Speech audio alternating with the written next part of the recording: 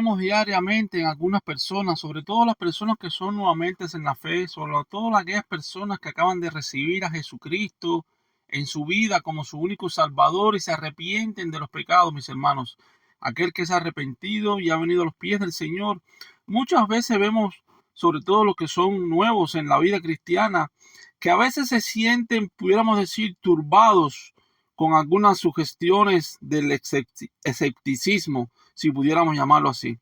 ¿Por qué me dicen esto? ¿Por qué podemos decir esto? A veces se sienten turbados con las sugestiones cuando esto pasa. Hay muchas cosas en la Biblia que no se pueden explicar y ni siquiera entender algunas de ellas, mis hermanos. Hay algunas cosas que pertenecen al Señor todavía y que nosotros no hemos podido comprender. Claro, que hay algunos versículos, también les puedo comentar, que a veces no lo podemos entender hoy, pero cuando los leemos, posiblemente el año que viene podemos llegar más a fondo y poder entender ese versículo de qué se trata. Puedo cerrar esa cita, ese comentario que quería dejarle, mis hermanos. Pero sabemos que hay muchas cosas en la Biblia que no se pueden explicar y ni siquiera entender. Y ahí es cuando Satanás las emplea sobre todo para hacer vacilar la fe en las Santas Escrituras como revelación de Dios. Muchas veces las personas preguntan, ¿cómo sabré cuál es el buen camino, Michelle? ¿Cómo sabré, Michelle, si este versículo lo estoy empleando bien o no? Mis hermanos, estoy hablando sobre muchas personas que no escudriñan mucho las Escrituras, aquellos que son nuevos en la fe, aquellos que no saben por qué libro comenzar a leer, aquellos que no saben cómo meditar en la palabra del Señor. Recordemos que la Biblia es la verdad de la palabra de Dios. Y muchas veces personas dicen, ¿y cómo puedo liberarme de las dudas que tengo? De estas preguntas que me hago. Sabemos que Dios nunca exige que creamos sin darnos suficiente evidencia sobre el cual fundar nuestra fe. Primero que todo, nuestra fe en Cristo, nuestro Salvador, aquel que ha sido llevado a la cruz por nuestros pecados, aquel que dio su vida y, como dice Isaías, fue llevado al matadero, mis hermanos.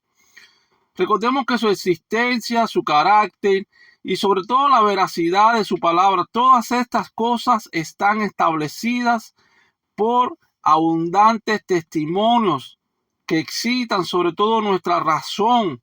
Sin embargo, mis hermanos, Dios no ha quitado nunca toda posibilidad de duda. Podemos tener dudas, podemos tener preguntas, inquietudes. Lo sabemos. Sin embargo, sabemos que Dios no ha quitado la posibilidad que pongamos tener dudas. Por eso es que a veces comentamos con algún hermano sobre algún versículo, nos referimos a nuestro pastor que nos aclare más un versículo, personas que a lo mejor tienen más conocimiento de la palabra. Pero eso está bien, mis hermanos, no somos perfectos. Además, la palabra es para continuar toda una vida estudiándola. No es que en un año la vas a terminar, ni en 15 años. La palabra se escudriña para toda la vida y eso lo sabemos.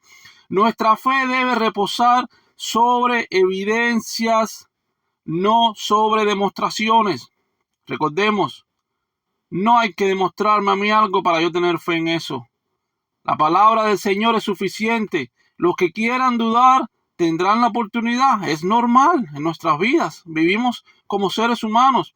Pero sabemos que al paso que los que realmente deseen conocer la verdad, que escudriñen más las Escrituras, sabemos que encontraremos abundante evidencia sobre la cual basar nuestra fe. Y es sobre la palabra del Señor. Es sobre la misericordia de Dios. Es sobre el Espíritu Santo que ha dado cada creyente con los cuales hemos sido sellados. Ese Espíritu Santo que nos guía en el camino de la verdad, de la luz y la esperanza.